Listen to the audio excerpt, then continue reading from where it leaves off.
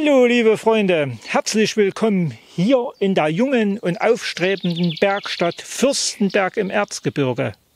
Ihr wundert euch, nichts als Bäume in einer aufstrebenden Stadt? Na, wenn es euch interessiert, was es damit auf sich hat, dann bleibt dran und ich wünsche euch viel Spaß beim Anschauen.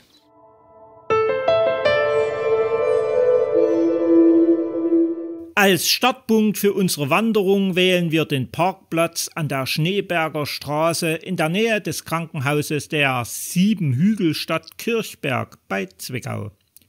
Wir orientieren uns zunächst an den Schildern Bergbau-Lehrpfad zum Hohen Forst. Der Name unseres Gebirges Erzgebirge spricht ja bereits für sich. Unsere Region ist vom Erzbergbau sehr geprägt und so wird dieser auf unserer heutigen Wanderung eine große Rolle spielen. Genau genommen werden wir uns in einem der ältesten sächsischen Abbaugebiete bewegen. 1316 wurde nämlich erstmals urkundlich vom Bergbau in dieser Region gesprochen. Über 700 Jahre, welch stolze Geschichte. An der ersten Kreuzung bleiben wir auf dem Lehrpfad bzw. auf der Ausschilderung Hirschenstein. Wer regelmäßig meine Filme schaut, dem wird das vielleicht bekannt vorkommen. Genau, Jana hatte diese Tour bereits in ihrem Programm für Yoga Wandern 2021 vorgestellt. Wie ihr seht, die Ausschilderung ist perfekt. Dennoch stelle ich euch die Links von Komoot und Autoactive wie immer unten in die Beschreibung zum Video. Bei Bedarf könnt ihr euch dort die GPS-Daten herunterladen. Zunächst führt der Weg gemütlich über Felder hinein in den Wald. Dort eröffnen sich immer wieder sehr reizvolle Ausblicke in Richtung Weißbach. Obendrein bewegen wir uns in einem sagenhaften Landstrich mit spannender Historie, aber auch der einen oder anderen Legende. So glaubte man lange an versteckte oder vergrabene Schätze während der Hussitenkriege. Gefunden wurde zwar nichts, aber solche Geschichten sind schließlich das Salz in der Suppe des Lebens. Und wer weiß, vielleicht stolpern wir ja heute über einen solchen Schatz. Schließlich erreichen wir die Station 2 des Bergbau-Lehrpfades, welcher sich hier zwar teilt und eigentlich orientieren wir uns ja am Hirschenstein. Wer aber den Engländerstollen links liegen lässt, der begeht einen sehr großen Fehler. Deshalb laufen wir erst einmal das kleine Stück links runter und erreichen nach ca. 150 Metern den besagten Engländerstollen und stehen schließlich vor dem neu errichteten Huthaus. Dieses sollten wir uns unbedingt näher anschauen. Es gibt eine unheimlich breite Palette an interessanten Ausstellungsstücken zu entdecken. Denn hier hat sich eine ganz besondere Interessengemeinschaft zusammengefunden. Die Kirchberger Natur- und Heimatfreunde des NABU, Ortsgruppe Kirchberg, arbeitet Hand in Hand mit den Kirchberger Bergbrüdern zusammen. Doch woher kommt eigentlich der fürs Erzgebirge merkwürdige Name Engländerstollen her? Die Erklärung ist ganz simpel. Zum Ende des Zweiten Weltkrieges wurden hier im Stollen Kriegsgefangene aus England und Südafrika zur Zwangsarbeit eingesetzt. Und so machte der Volksmund kurzerhand daraus den Engländerstollen. Doch nun genug der Theorie, fahren wir mit Wolfgang in den Stollen ein und schauen uns eines der ältesten sächsischen Bergwerke an. Faszinierend, was wir hier unter Tage alles entdecken können. Logisch, alte Spuren der Historie sind zu finden. Aber selbst die Grenze der Fluren zwischen Hartmannsdorf und Weißbach ist hier unten zu finden. Wer genau hinschaut, der entdeckt sogar solch erstaunliche Wunder der Natur, wie zum Beispiel diesen Baumkeimling. Damit sich Frauen nicht beschweren müssen, dass es hier unten nur Steine zu sehen gibt, wurde extra ein Blumenstrauß für euch hier hergestellt. Für mich als Laie war die bemerkenswerteste Entdeckung jedoch, selbst hier im Bergwerk gab es Hochwasser. Zudem haben wir mit Wolfgang einen Begleiter, der mit viel Sachverstand in die Geheimnisse des Bergbaus, speziell hier in Kirchberg, einführt. Witz und Humor kommt bei ihm auch nicht zu kurz. Doch lassen wir ihn selbst zu Wort kommen.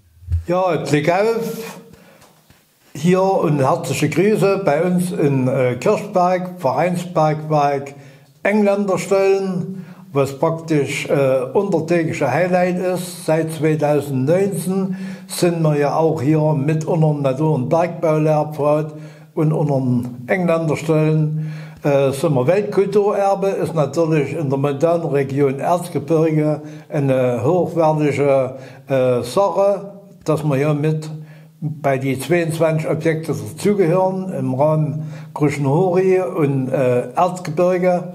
Und angefangen haben wir ja bei Enziehausen schon 2000, haben die alten Relikte, die wir haben, obertägig Bergbau mit Turmhiegelburg, Bingzug, Martin Römer, dann auch die ehemalige niedergegangene Bergbausiedlung Fürstenberg, haben wir dann praktisch dort gangbar gemacht mit dem Natur- und Bergbaulehrpfad. Und hier bei uns, die Station 3, wo wir uns jetzt befinden, ist unser Vereinsbergwerk Engländerstollen. Und von der Befahrung her können dann Führungen angemeldet werden über terminliche Vereinbarung. Und das ist natürlich ein Highlight, hier im Bergbau zu erleben, vom 20. bis zum 13. Jahrhundert. Und das ist ja ein Novum hier auch im Erzgebirge. Wir haben ja mit den ältesten begangbaren Bergbau, wo hier Silber abgebaut worden ist vom 13. Jahrhundert. Und das ist ja an anderen Stellen bei Besucherbergwerken oder anderen Stellen überhaupt nicht mehr so erlebbar. Ja, hier ist noch das Besondere, dass wir an der Schnittstelle sind von Südoststrecke vom Engländerstollen, der 1943 bis 1945 auf der Suche nach Wolframit aufgefahren worden ist, durch Kriegsgefangene und natürlich auch deutsche Bergleute. Das Ambiente wird ja auch dann noch hier realisiert und wird gezeigt vom Bergbau bis in die Neuzeit, der Wismut, das gehört ja auch zu unserer bergmännischen Arbeit mit dazu.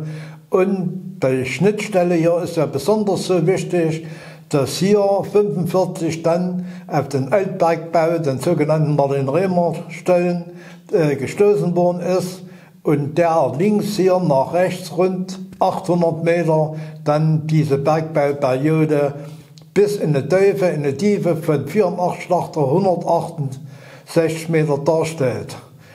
Und wie gesagt, hier ist Silber abgebaut worden, obertägig verhüttet worden. Und da gibt es ja viele Spuren dann, die bei Führungen gezeigt werden können oder dann über unsere 11 Schautafeln, die wir in Natur- und Bergbaulehrpfad haben, selbstständig von Besuchern erkundet werden können.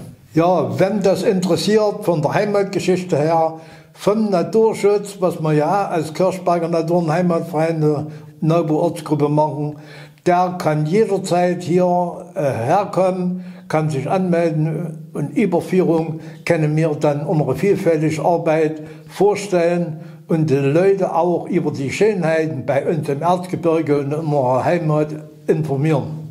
Ihr seid neugierig geworden? Das wundert mich überhaupt nicht. Deshalb möchte ich euch noch unbedingt den historischen Bergmann- und Handwerkertag in Kirchberg am 18.06.2022 ans Herz legen. Diesen Termin solltet ihr wirklich nicht verpassen. Mit vielen Eindrücken und Informationen ausgestattet, begeben wir uns zurück auf unseren Wanderweg und können nach einigen 100 Metern den Stollen sozusagen von oben anschauen. Gleichzeitig lüftet sich hier das Geheimnis um das sagenhafte Fürstenberg im Erzgebirge. Denn wie von Wolfgang erwähnt und auf Schautafeln gut ersichtlich, im frühen Mittelalter wurde hier direkt vor Ort das abgebaute Erz verarbeitet. Benachbarte und uns heute bekannte Städte wie das 200 Jahre später entstandene Schneeberg im gleichnamigen Revier, Schwarzenberg oder Marienberg wuchsen zu blühenden Städten. Warum ist aber Fürstenberg untergegangen und vergessen? Zum einen wurden immer wieder Kämpfe zwischen den Vögten von Weida, den Reußen, welche wir ja auch bereits kennen, und dem Markgraf aus Meißen, welcher der Meinung war, es sei sein Bergwerk, daher auch der Name Fürstenberg, geführt. Diese Fehde zeigt aber eins: Die Ausbeute muss damals ergiebig gewesen sein. Dennoch, irgendwann war es mit den zur Verfügung stehenden Mitteln erschöpft. Am 4. September 1355 wurde Fürstenberg und sein Bergwerk letztmals erwähnt. Was wurde aus den Menschen hier? Sie zogen weiter. Faszinierend ist es dennoch, die Pingen als hinterlassene Spuren noch heute zu sehen. Für alle, denen dieses Wort nicht gebräuchlich ist, Pinge nennt man diese Vertiefungen, deren es hier viele gibt, welche durch Einsturz der alten Gruben entstanden und zu sehen sind. Darüber hinaus ist noch immer zu erkennen, dass diese alte Stadt mit Gräben und Wall dereinst umgeben war. Spuren deuten darauf hin, dass selbst ein Turm oder sogar eine Burg zum Schutz hier gestanden haben muss. Bei weiteren archäologischen Ausgrabungen wurden zudem Reste zweier Häuser gefunden. Aufgrund der dort entdeckten Scherben wird der Rückschluss gezogen, bei den Bewohnern dieser Bergstadt muss es sich um reiche Menschen gehandelt haben. In späteren Zeiten mit dem Fortschreiten neuer Techniken im Bergbau wurde immer wieder mit mehr oder weniger Erfolg versucht, hier im Hohen Forst fündig zu werden. Und das bis in unsere jüngste Gegenwart. Bis schließlich 2001 das Grubenfeld von den Kirchberger Natur- und Heimatfreunden erworben wurde und wir uns an diesem schönen Lehrpfad erfreuen können. Wenn wir uns genug umgeschaut und uns auf den vielen aussagekräftigen Tafeln informiert haben, tun wir es den Menschen aus dem alten Fürstenberg gleich. Wir gehen weiter. Zunächst steil nach oben in Richtung Hirschenstein. Diese Aufnahmen stammen allerdings aus dem Jahr 2021. Im letzten Winter gab es durch Sturm hier viel Bruch.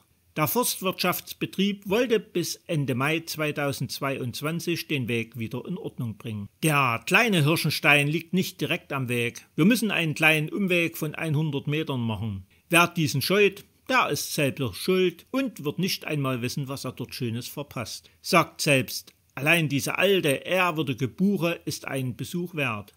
Was mag sie schon alles gesehen und erlebt haben? Und welche Würde und Ruhe strahlt sie aus? Dort stillstehen und dem Rauschen der Blätter zu lauschen, ist ein Genuss der besonderen Art. Also, wie ihr seht, ein romantisches und idyllisches Plätzchen, welches uns Mutter Natur gezaubert hat. Nicht nur zum Schauen und Lauschen, sondern auch ideal für Picknick und zum Träumen.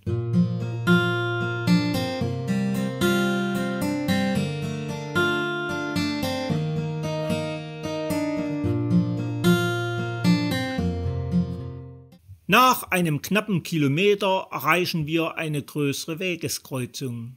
An dieser solltet ihr unbedingt den schmalen Pfad zum Martin-Römer-Stollen folgen. Der Namensgeber Martin Römer war übrigens ab 1474 Amtshauptmann in Zwickau, oberster Bergbeamter des Schneeberger Reviers und obendrein einer der reichsten Bürger in Sachsen zu seiner Zeit. Im weiteren Verlauf unserer Wanderung werdet ihr immer wieder neue und verlockende Ausblicke in Richtung Westerzgebirge bekommen. Besonders schön die naturbelassene große Forstwiese mit ihrem Rastplatz. Von dort kann man hoch ins Erzgebirge schauen, beispielsweise Richtung Eibenstock, wo wir bereits gemeinsam an der Talsperre unterwegs waren. Denn das ist nicht mehr weit von hier.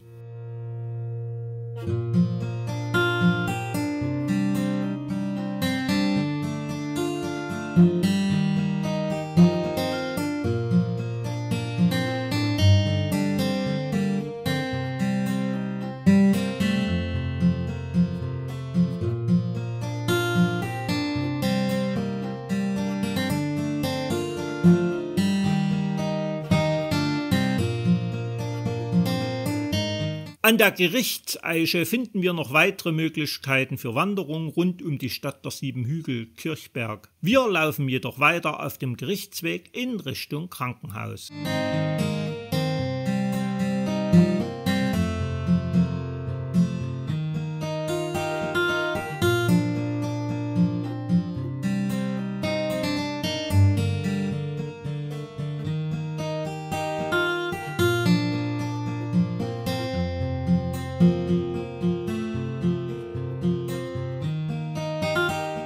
Angekommen solltet ihr nicht versäumen, noch einen Blick auf das Erzgebirgsvorland in Richtung Zwickauer Mulde zu werfen.